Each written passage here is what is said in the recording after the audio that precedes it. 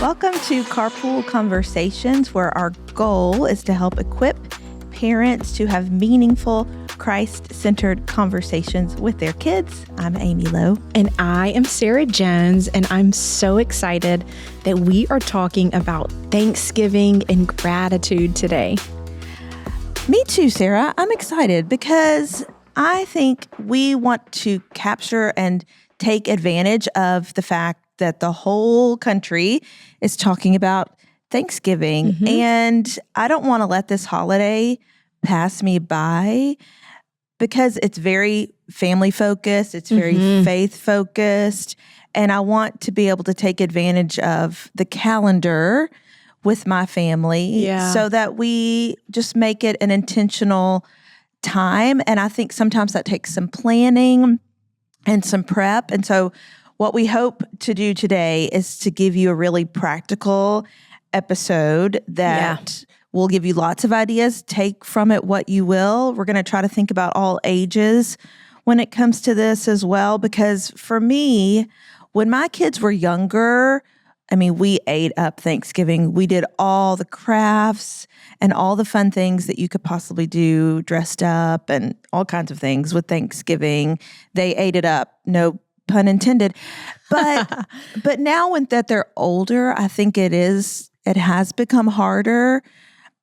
You know, we get more eye rolling and more mom, quit trying to, I don't know, make something a thing. Yeah. And so I think it does maybe get harder as you get older. And I don't want that to be an excuse for us not to take advantage of the season and really wrap our arms around it and really think about it so that we can let it make a difference in our lives. But is it easier for your kids still, Sara? It is. Yeah, they are younger than yours. And my husband's family, it is a huge family tradition to celebrate Thanksgiving with extended cousins.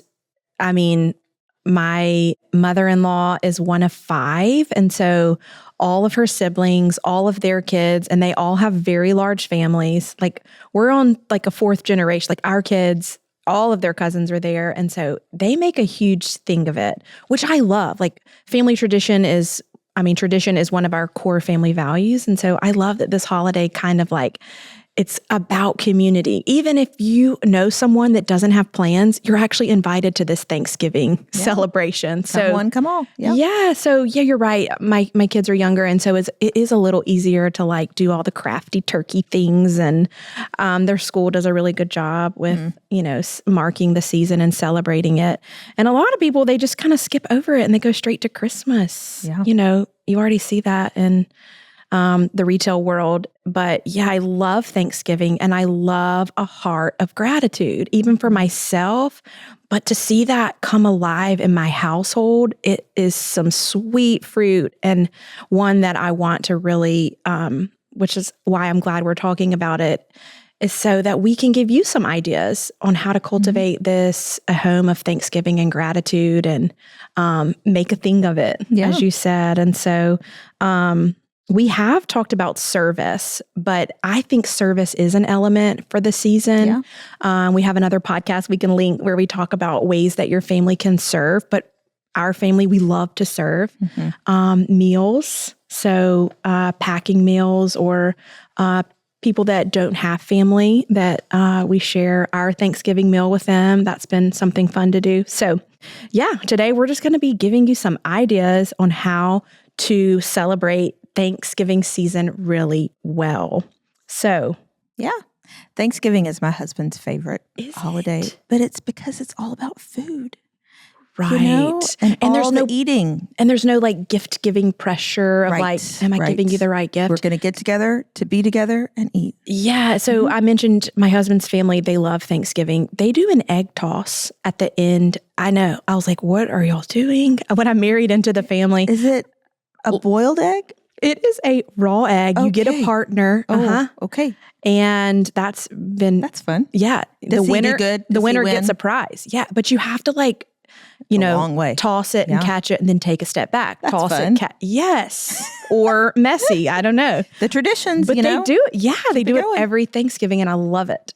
And Sara, the Thanksgiving commercials that come on TV make me cry. The Publix commercials Yes. wreck me. Yes. Yeah. I need to get mentally prepared for that, for those commercials to come on. But really, Sara, this podcast is going to be focused on the Thanksgiving season, obviously. But just like you said, gratitude is something that we should have all the time, and a spirit of thankfulness for all that God has given to us. And so, yes, we're going to shine a light on it now. We're going to focus on it, but that doesn't mean we only do it in Thanksgiving. We want to be able to practice that all the time. So no matter what time you happen to be putting this podcast on, we can always be more grateful. We can always be more thankful and focus on it. It's just that November happens to be the time where we can shine a light on it in a specific way. And research is on our side, Sara, not surprisingly. Good. Y'all are not going to be shocked by this, but the Mayo Health Clinic says, and I'm quoting, expressing gratitude is associated with a host of mental and physical benefits. Studies have shown that being thankful can improve sleep, mood, and immunity. And gratitude can decrease depression, anxiety, difficulties with chronic pain, and risk of disease. And so don't we want all of those wonderful benefits? And you get them from being grateful and thankful. And, my kids might roll their eyes at some of these ideas, but I can choose to be grateful and I can choose to be thankful. And so moms and dads listening, even if your kids maybe are acting like, they don't really want to jump on the bandwagon of this with you, you just do it anyway. And it'll be, it'll be healthy and wholesome for you. And maybe they'll jump on. Yeah. And honestly, you never know what they're going to look back when they're parents to be like, oh, this is what my parents did. So much of that. I remember in kindergarten, my teacher at Thanksgiving, we had to memorize, we didn't have to, but it was fun to do. We memorized Psalm 100 and it talks about Thanksgiving and gladness and gratitude. It was just really good. And I love that you always bring the research behind it, because I don't know anyone who doesn't want better sleep, mood, and immunity. So, and you already know this about me, but I love Ann Voskamp's book, 1,000 Gifts. It's a good one. It's a whole mindset on gratitude. So if you haven't read it, read it. I love it. But Amy, we're actually going to go about this episode with something very specific in mind. We do it at camp.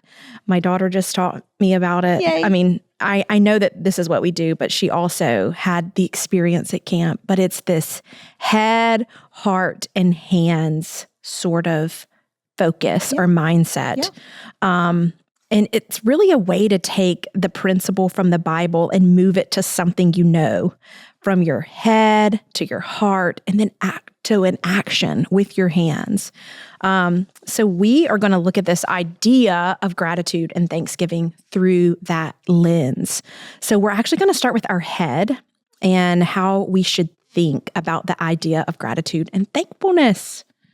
And it starts with scripture, which is what you just said. You talked about Psalm 100. I memorized that when I was younger as well. Still remember it. It's a great psalm. It's very short and succinct and easy to memorize, and one that will stick with you. So that's a great one for you to bring to the kitchen table, write it on a chalkboard, and y'all memorize it together as a family and talk about it. You could do that the whole month of Thanksgiving. Another verse that comes to mind in the New Testament for me is 1 Thessalonians 5, 16 through 18. It will be familiar to you. And it says, rejoice always, pray continuously, give thanks in all circumstances, for this is God's will for you in Christ Jesus. I mean, it's jam-packed, Sara. Rejoice always, pray continuously, give thanks in all circumstances. And so that's something that you could unpack with your family after you memorize it.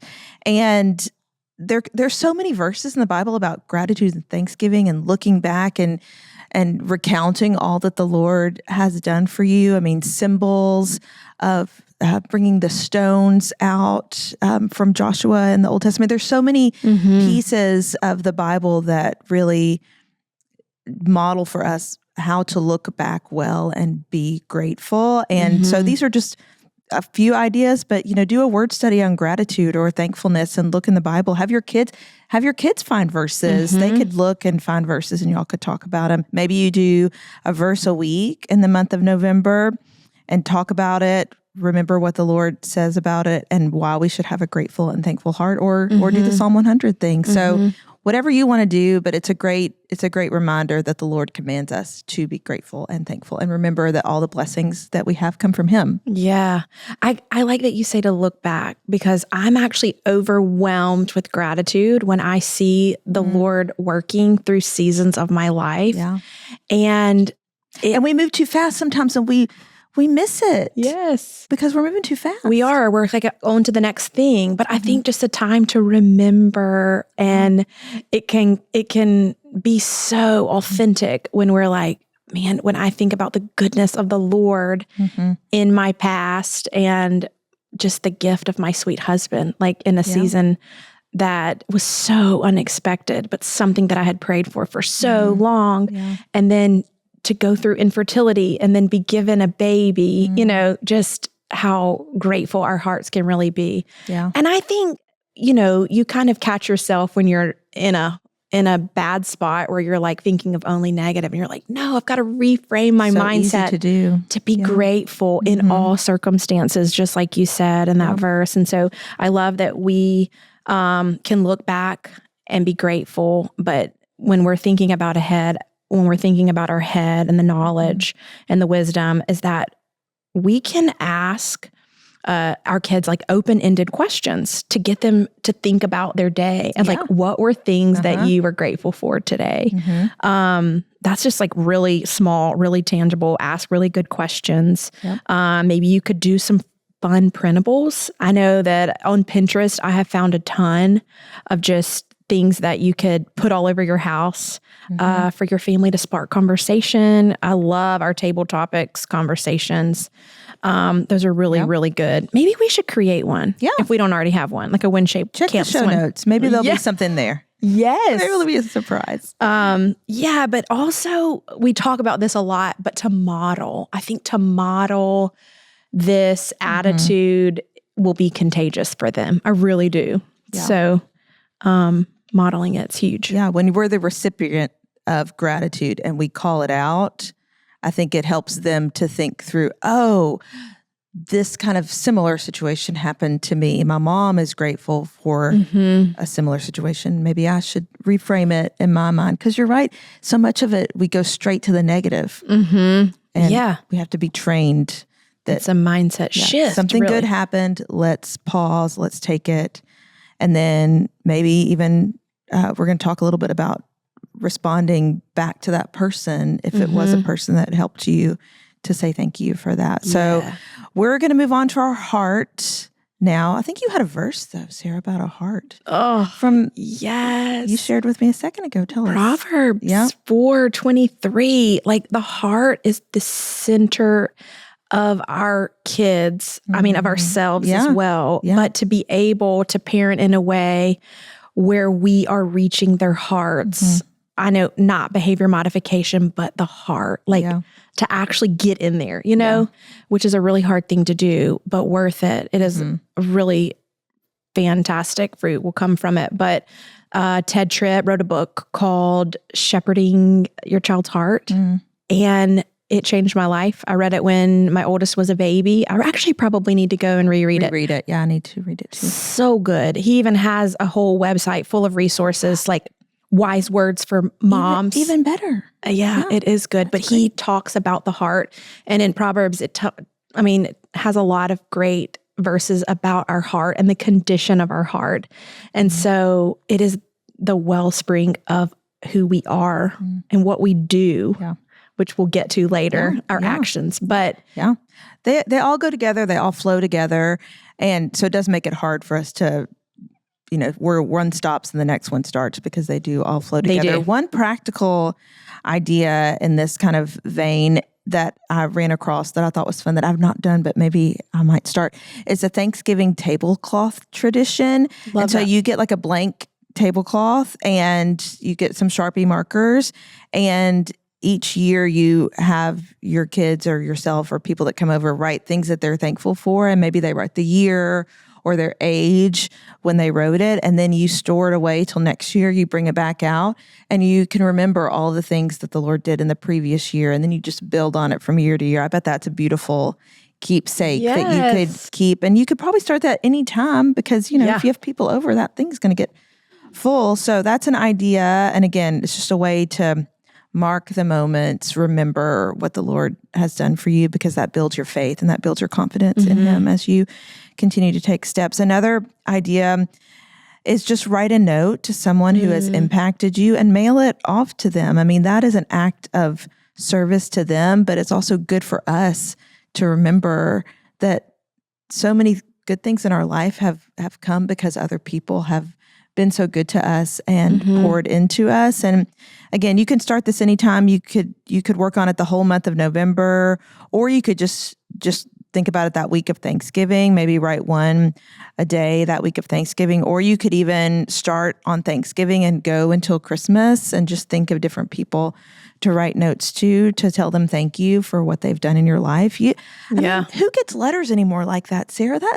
I know. That's a really special thing probably to get a letter out of the blue from somebody like that. Yeah, to be on the receiving end of it, it is so transforming for me, for my own heart, to be like, you took the time to sit down with a pen and a piece of paper and write me a letter of encouragement or thanking me for something. Like the lost art of the thank you note. My grandmother, she would be so upset that tradition is it's kind of going away. Around. It's like a thank you text, I think. Yeah. Now listen, thank you texts are good. Don't get me wrong. Better than nothing. Yes. But there's something so sweet and powerful about a handwritten note that you get in the mail with a stamp on it in your own handwriting. Yeah. And then I keep them forever. I have a desk full of... Sarah, when my grandmother was getting older, I was like, I'm not going to wait until her funeral to tell her all the wonderful things she did for me. Yes. And so I started to write her letters in her last years, and they meant so much to her. She would read them to like her kids, which were like my dad and aunt and uncle, and she saved all of them, and they meant so much to her. And I just think, don't wait to tell somebody how much they mean to you. Well, the Bible talks about life words and death words. To receive a thank you note is so life-giving. It is life words. Yeah, I receive all that. Okay, give us some more practical tips. Yes. Sarah. Okay. Sorry, I got off track with the thank you notes. Okay, another one that I love is, we have Taco Tuesday, but what if we did Thankful Thursday? Okay? Yes.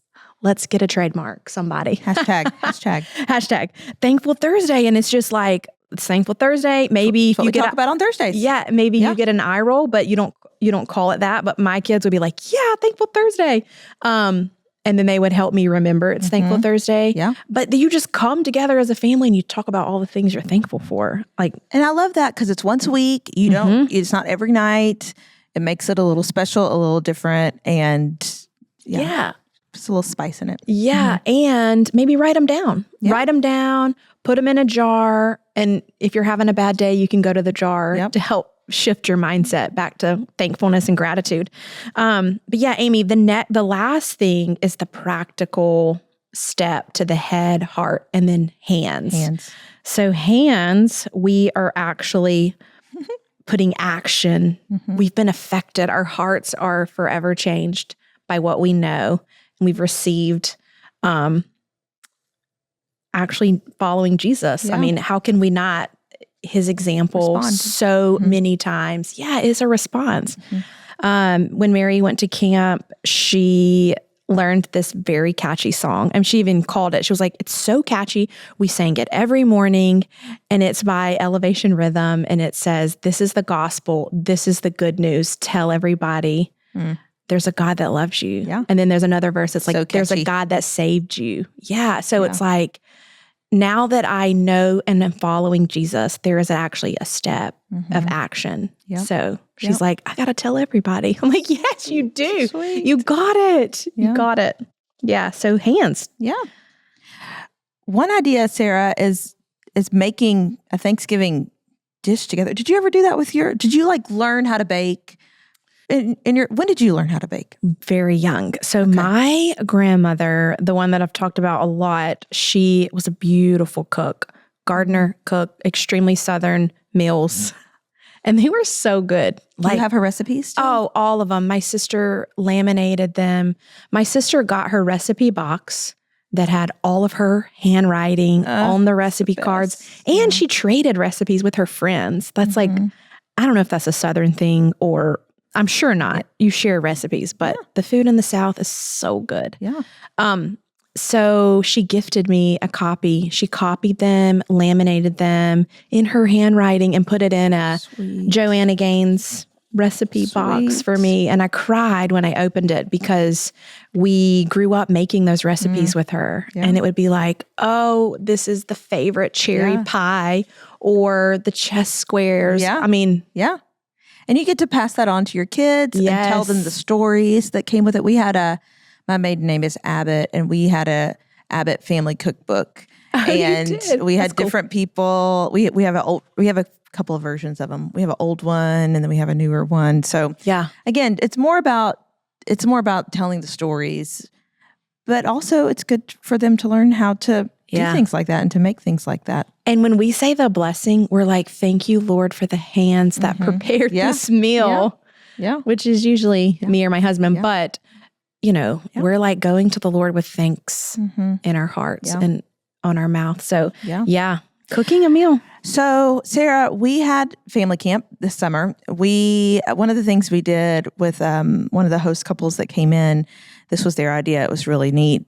We put together just little bags of goodies and these little Ziploc bags that you can keep in your car. And then when you run across someone I love that is in need, then you can hand it to them. I mean, it was so simple. We, again, a Ziploc bag, we put hand sanitizer in it, a little like goldfish bags, like just little things of food that wouldn't spoil. We had the kids write a little scripture card in there. We put a bottle of water and like a mint. I can't remember all the things we put in there, but it's super easy and all the families made them. And then when they went off campus, they had it with them. And if they ran across somebody, they could give it to them. But it's such a good activity for kids to be able to do and then also be able to help somebody if you see them in need. And so that's one idea that you could possibly do together with especially little kids would probably love that. But older ones too. So that's one idea for hands. And then another idea is just make the whole month a focus for daily gratitude. Each day you write something down. You mentioned maybe a jar or like a blessing basket. Just write something down that you're thankful for every day in November. And then on Thanksgiving Day, you read it aloud. Or if you want to start at Thanksgiving, you can write it down all the way until Christmas and then read it at Christmas. But it's another way to stop, think about things that you're thankful for, put pen to paper, and remember together as a family. Yeah, I think just seeing it in my own kids, when they're authentically grateful. I think we get sort of robotic when they're little, like say thank you, and they're like, thank you. But to actually see them develop this, you know, again, we've talked about modeling, but there's nothing more joyful as a parent than to see a child that has a grateful heart, that's authentic and genuine. And I love that we can talk about the whole connection between the head, the heart, and the hands, and just some ideas. Maybe we could type them up and just put them in the show notes, all of our great ideas. And it's just going to take some planning. Yeah. So like you said, making the whole month of November a focus, plan ahead, think ahead. And then I love this, just go to God in prayer and say, we want to love other people this month. And we know you know somebody, just bring them to us so that we can love on them in this season. I think action, that the hands part has the biggest impact on our kids' hearts. Yeah. I know for me growing up, to see my parents do it in such a way was like forever changing for me. And so God will help your family and lead you in that way. Yep. So, and see what ideas they have, like let them come up with the idea. If they come up with the idea, then it'll probably be something that they will actually want to follow through on if it's their idea. So let's make it their idea somehow. Spin it. Yeah. Yes, get creative. Absolutely. Yeah, that'll make a difference. Yeah. So that was so fun, Sarah. We always end with a question to get this conversation going. This is a fun one that, again, I think is a way to kind of look at this from a different angle, and maybe you'll get some surprising answers. So the question is, what is something that God has given you that you are thankful for that maybe you weren't thankful for at first? And why are you thankful for it now? For me, probably the answer would be my sister. So true. I'm a middle child, and I was, again, at the moment before we had her, I was the youngest, and we were just fine. And I didn't really think I needed a little sister, but oh my goodness gracious, like she is my best friend. I talk to her almost every day. Very thankful for her now. And so see what your kids say. I bet they will have some fun answers for you. And as always, we really appreciate you listening. We hope you have a wonderful Thanksgiving season with your family, and be on the lookout for a Christmas-focused episode coming from us soon so you can keep that momentum and intentionality going. Thanks for listening. Bye, y'all. Bye.